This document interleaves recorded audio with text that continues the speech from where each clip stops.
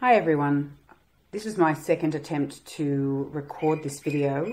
I did one face to camera, and although the light appeared to be okay at the time, it really wasn't. I don't think it captured the beautiful artwork and color palette of this deck. So I'm starting again, card to camera, and let's see how we go. There's a bit of a glare. Hello, you can see me in the background here. This is actually my travel fund money box that I was given for my birthday. Perfect gift for me. Oh yeah. So the cards are going to stand against this, and I have my phone cunningly fashioned against a candle holder. So keep your fingers crossed. Let's see how we go. Let's just center this.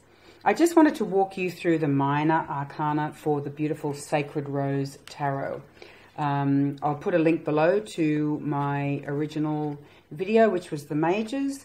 This is the little white book, and for a little white book, as I said in the other video, I think this is actually quite good. It's not that with the Minors there's a long description, but it's just the story behind the deck, and the Majors, I think they really do provide a decent amount of information, or should I say Joanna Sherman, not they. So here we go. Let's have a look, and you can see for yourself. Now, why have I just lost the ace? Here it is. Okay, so moving right along. Here is the Ace of Wands. Now I'm just going to get line this up as best I can. This is on a phone, so I really should invest in a camera, shouldn't I? There we go. That's probably as close as I'm going to get without things getting tricky. So you can see again the beautiful colors, the two.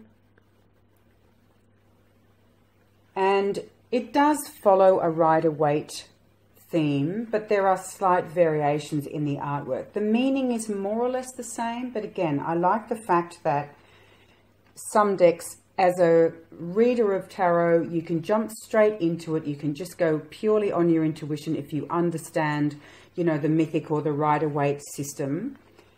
However, those little differences in the artwork actually say a lot. Look at the Five of Swords. That's really very powerful. Would you like to hear, what if I stop every now and then, just every now and then, otherwise I'll make this too long, and I'll read you from the book, because these are only fairly short and brief. Now this goes in numerical groups, so the 4s, the 5s, the 6s, etc. are all together, so just bear with me. Okay. The Five of Swords reads, "A man kneels, impaled by 4 swords. The 5th sword hangs ready to strike. Blood streams into the ground before him. The blue rose of the impossible lies in a pool of blood. This is a card of ill wishes, cruelty, and degradation." Wow. Okay, say no more. Now, I'll read you a little intro at the end.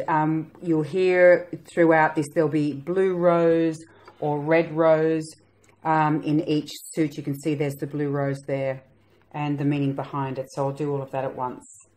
Here's the 6. You can see again, they're making a way across the waters to hopefully a better place. The 7 of Swords is also interesting in this card. See, it's like, is he reaching out or pushing them away? Let's have a look. The 7 of Swords, a clown sits holding his dunce cap. The moon shining overhead denotes fluctuation of energies. The clown reaches out to 7 swords, 2 of which are upright, denoting courage, and 2 of which are pointed down, denoting disapproval. 3 other swords are presented to him. This is a card of intellectual lessons, insufficient planning, unwise decisions, or lack of perseverance, which brings failure. This card indicates an individual looking for the easy way out, a spy, a betrayer, or thief. That's a really cool explanation for that card. Here's the 8. That was a bit quick. The 9. Wow, that's very heavy duty. Okay, I can't resist. I have to read this to you. The Swords is a very powerful suit, isn't it, in this deck? Where are you? Nine of Swords. A woman in anguish holds her hands up to her face. The full moon reflects its energy on the emotions of the woman while she is destroyed by the swords. Whoa! This is a card of consciousness and intellect, martyrdom, loneliness, misery and disappointments. As the card of the unloved, it signifies a rude awakening. All the suffering is self-imposed. The obsessive and compulsive personality faces its loneliness. Isn't that powerful? Now, it's still telling us what we know with regards to the meaning of the Nine of Swords, but it's the way it's written. That's why I like guidebooks. It just awakens, you know, a little part of your consciousness that may lie silent with regards to just another angle on that particular card. And I think that's fantastic. It's a real awakening. And then we move to the 10. Whoa. Amazing. So we've got blues and purples predominantly in this suit. And moving on to the quartz, there's the page. Those incredible eyes yet again. The knight. He looks much older than the average knight, wouldn't you say? And that horse really means business. Wow, a lot of strength. Like it's almost a chariot-y kind of depiction to me. Not so much in the storytelling, but just the expression on the knight and the horse's face. Whoops, wrong order. Queen. Now look at her sword. That is the Queen of Swords for you, people. Again, face, expression. Amazing. Very powerful. And so is the King. So there you have it. The swords. Now across to the wands, where we'll find that the red rose is featured here. And we have a multitude of colours, but predominantly the reds and oranges are shining through in this. 2.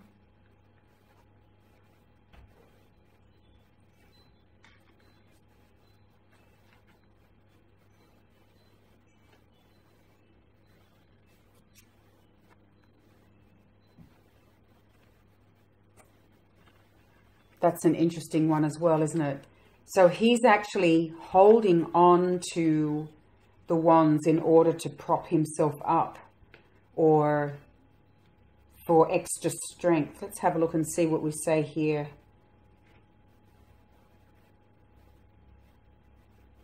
If I can find it. The 5 of Wands is called strife. A man grasps the wands for support in a battle with negative forces, which are represented by the other figure and the 2 hands. Oh, that's really interesting. He seems determined to stand his ground. This is a card of ordeals, tests and competition, and could represent a lawsuit or self-assertion. Wow. I like the idea of this representing ordeals. That makes a lot of sense. 6.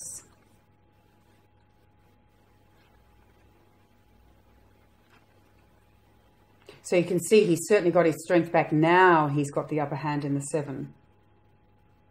This is another interesting one, the 8 of Wands. So that, you know, the Wands energy coming out of your hand, but as long as that's positive, I guess that's a fantastic thing. But if it's not, it's almost like, you know, well, you've created this yourself. It's coming out of you. Let's have a look and see what she says here. The 8 of Wands, swiftness. A hand blossoms forth from leaves, releasing 8 wands into the universe. A blazing sun-moon energy force is seen in the background. This is a card of action regenerated, sudden action and hasty decisions Its phallic nature could indicate a love affair or sudden marriage. Wow. I mean, you can see that coming out of, you know, the love affair or sudden marriage because it's 8 and it's wands and it's passion. But I never really thought of it like that before. That's very interesting. Let me move on to the 9. This one here is called Great Strength, and it reads, a muscular male figure is surrounded by 8 wands. He is holding the 9th wand, which explodes with energy, veiling his facial features. He has become the wand. The strength of this card is the reserve for the given task. Preparedness results in eventual victory. Resilience and recovery from an illness are indicated. The card tells of consciousness of actions leading to great strength.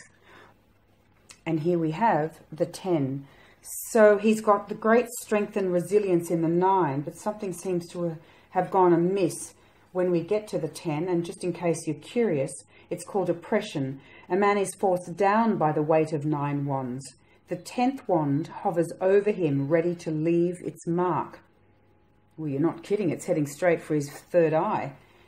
This card indicates completion of a creative work and its presentation for judgment. Living up to the creative nature in oneself is burdensome. There are excessive pressures and problems to be resolved. Goals are met at the expense of others' needs. Selfishness brings oppression. So see again, I mean, you can just use this intuitively and follow your natural path with tarot. However, there are some differences in the writing, and I love that. So you can work with it as you see fit. Page. Wow, the knights are very, very powerful in this deck, are they not? Goodness me, that's brilliant. Queen. Wow, wow. She's a powerful lady. That face, look at one eyebrow higher than the other. It's like there's just so much expression in her face. She's kind of telling me, don't mess with me, sister. And speaking of eyebrows, look at this dude. We've got the incredible out of this world hair growing straight into a beard, but those bushy eyebrows. The King of Wands, there he is, a powerful man. Okay, let's move on to the Pentacles.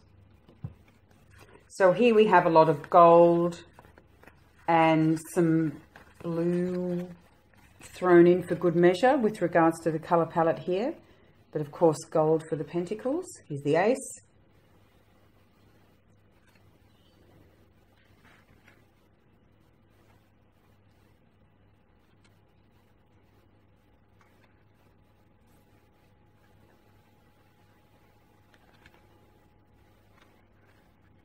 So that's interesting. He's like kneeling, it looks like. Hands on hips. He's got quite an attitude here for the 4 of Pentacles. Shall we take a look and just see what that one's about? Because it's one of those cards that I think can take you in many different directions, depending on the deck and depending on the circumstances with regards to the read. 4 of Pentacles. Where are you? It's called Earthly Powers. A youth plays King of the Mountain on top of 4 pentacles. The gold rose of absolute achievement is a proud emblem of honor. And you can see it there on his tunic. This card signifies material foundations. There is material success, status, power, and glory, but gifts are hoarded because of efforts involved in their acquisition. So yeah, that's kind of what you'd expect for that card, but again, I just like the way it's written. Here's the 5. So he's kind of hoarding this, and then I think this one here is, even though you see his hand hovering over that gold, it's he is poor, this person. What did it say? I did read this one before. It's called Material Trouble. A man dressed as a beggar reaches for the gold rose of absolute achievement, supporting himself with a staff. The rose could be real, or it could be an illusion. This is a card of destitution, loneliness, poverty, and loss of job or status, but the possibilities of survival are there. Beautiful.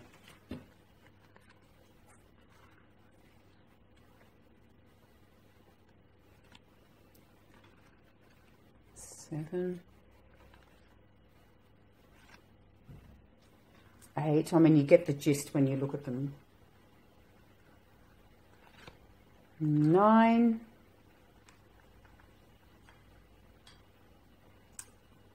So you see plenty. It's so lush and rich, and even her, look, she's got a really big bust and this low cut top or dress, saying, you know, there's plenty of everything. I find that really interesting. And then this is a really beautiful 10 of Pentacles. I like that. Again, it's like it's coming from the sun, it's coming from the universe, and it's full. It's full. There's plenty for all now. And, you know, again, you get that sense of long term. It goes on forever. Beautiful. Long-term security and contentment. Knight. This knight is not quite as in your face as the others, but of course it's the Knight of Pentacles, so there's a reason for that. You can see he's actually looking up, looking out. He's just having a think. There's the Queen. She's quite incredible. Her eyes, oh my God, I can't get over the eyes in this deck. Ooh. Purple and green, I love that colour combination.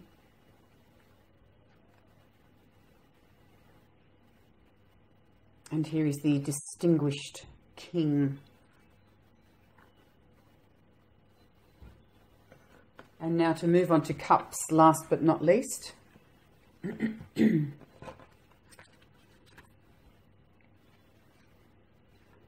ace. Here's the beautiful 2 of cups.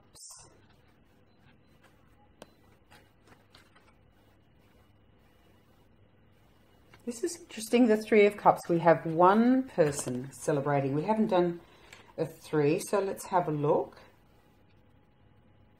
The 3 of cups, it's still called abundance. A woman dances through turbulent waters. This card represents emotional endeavours being recognised and rewarded. It signifies good luck, healing and celebration, and is an auspicious card for artists. Beautiful. Okay. She's happy. She doesn't need other people. There's the 4 of cups. Now, considering we see the 4 of cups often depicted with a man sitting down, looking a little bit introverted or discontented. Let's see what we have for the 4 here. Now, the 4 of cups here is blended pleasure. On a moonlit night, 4 golden cups appear under a waterfall. Each contains a white rose, and a hand offers one of the cups. This card is the foundation of emotions, the inconsistent nature of which is symbolized by the moon and waterfall. There could be boredom, there could be a lack of appreciation of gifts, and the familiarity that breeds contempt. Emotions are shown to be a weak foundation on which to base decisions concerning the situation. Well, that is one of my favourite descriptions of the 4 of cups. That is brilliant. Because it's true, it's all of the above. I mean, it can be grounding the emotions, just taking stock. But of course, you know, if you, we run the risk, especially those 4 cups filled with the beautiful white roses, we run the risk of becoming complacent. Oh yeah, there's another one. And so I really do appreciate everything she has to say for that card. Then we move on to the 5. So just because that was so interesting, we might even check in there. The 5 of cups is called loss of pleasure. So maybe we did become a little complacent in the 4. A woman stands in restless sea of waves. As the moon lights her way, she spills the contents of 2 cups into the sea. She is unaware of the white rose blossoming from the 5th cup. This is a card of emotional motivations, loss, sadness, regret, and failure to enjoy life. Disappointment with children and family, disappointment with children and family life is unfounded. Okay, interesting. We move on to the 6. She looks much better there, doesn't she? Look at the difference in the facial expression. 6 is the number of love and poetry. Come on, let's get it together. Be responsible. Although, the cycles of time, this guy's not quite so happy. So it's almost like he's fumbling to, or struggling to hold on to all of the cups. 7 is the number of wisdom. But of course, in the shadow side of the 7 energy, we can go into the nutty professor. We're all over the place. We're totally disheveled and disorganized and clumsy. And, you know, we can barely tie our shoelaces. We're all over the shop. So you can be a genius, but have absolutely no common sense when it comes to the 7 in the shadow. So let's have a look here at the 7 of Cups. And of course I can't find it. Here it is. Illusory success. A youth? That's a youth? Wow. Okay. Oh, I see. There's 2. Oh my God, people. I was looking at this person here and I thought, if that's a youth, I better start school again. So here's the youth who's holding the cups. Dodo, me. I shall start again. A youth looks towards cups offered as a female face changes from kindness to scorn to aged disappointment. Clearly, that's what I was looking at. At the same time, he grasps at whatever cups he can, struggling against hands trying to release his hold on the beloved bounty. This is a card of deceptive, destructive fantasies. There is indulgence of dreams, prostitution of talents, lies and wishful thinking. The lesson is to face emotional reality. That's a very different 7 of Cups to what I've seen in other decks, especially the Mythic. So when I said, sorry, struggling and the nutty professor kind of thing, I'm looking at the aged lady here who's not quite so happy. Okay, so to me, it's still 7 in the shadow in many respects there. Then we move on to the 8. Wow. Now, normally you're walking away, are you not? I mean, this person, she has the 8 of Cups gathered in a basket. I presume we're going to abandon them. Oh, well, speaking of abandonment, the 8 of Cups is called abandoned success. So she's gathered them all up, but let's see. A woman sits before a basket of cups that she will abandon to the moonlit sea. She is dishevelled, with wild hair and a mad look of despair on her face. This card indicates the need for emotional regeneration. There is dissatisfaction over gains and abandonment of the old for the new. Disappointment with results of efforts or with the way children have turned out may be indicated. That's interesting because a few cards talk about disappointment with children or family life in this deck. Interesting. On a brighter note, here comes the 9.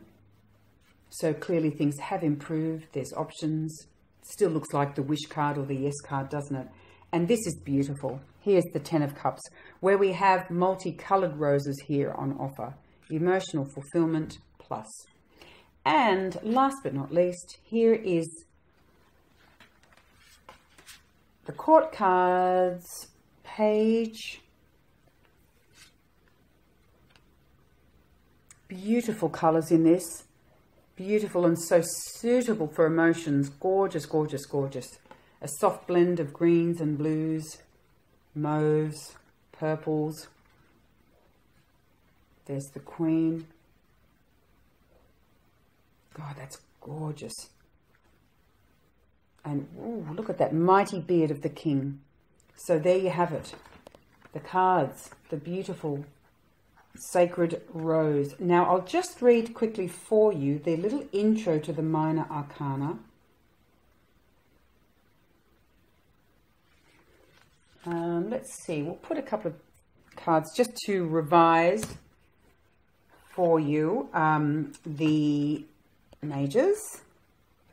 So basically she's saying she put the numbers together because she thinks it's easier to learn the cards by putting all the, you know, the 4s together, the 5s together, etc. And she thinks it's also makes it easier to learn the meaning of the numbers themselves, which is always a good thing. There we go. Again, look at the beautiful colours. I've got a little bit of glare there. Oh. It's just that time of day, folks. It's a beautiful sunny day outside, so it's just a bit tricky trying to... I think we're going to have glare on one or the other, but I think you get the idea. So yeah, that's what she was saying. She likes putting the numbers together for that reason. And she goes on to say, furthermore, the cards of the same numerical value contain similar energies or aspects according to the specific number. Okay, and with regards to the roses in each suit, the red rose belongs to the suit of wands, which is, of course, fire and the phallic energy of the creative world. The basic force is spontaneity and physical expression with attributes of sacrifice and endurance, and it functions through action and potency. The level of awareness is the id, the animal drive and the instinct of survival. The elemental force is visualized as a salamander. The white rose belongs to the suit of cups, water, emotions, intuition, and the spiritual and feminine powers. The basic force of cups is purity and innocence functioning through the spirit or soul. The level of awareness is the subconscious with its hidden and unexplained emotions. The elemental force is visualized as a mermaid-like creature called an undine.